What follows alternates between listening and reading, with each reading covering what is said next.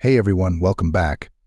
Today we've got a heart-pounding clip straight out of Lincoln, Nebraska. This is not your everyday weather video, it's footage from a powerful EF3 tornado caught on a dash cam on April 26, 2024.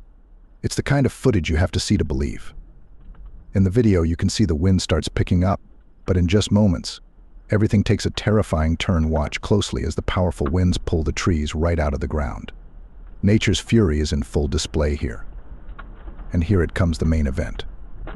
The tornado barrels straight through a parking lot, slamming into an unoccupied building.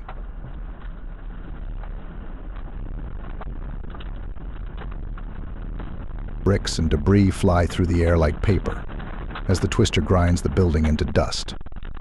This footage really gives you a sense of the raw, unrelenting power of an EF3 tornado.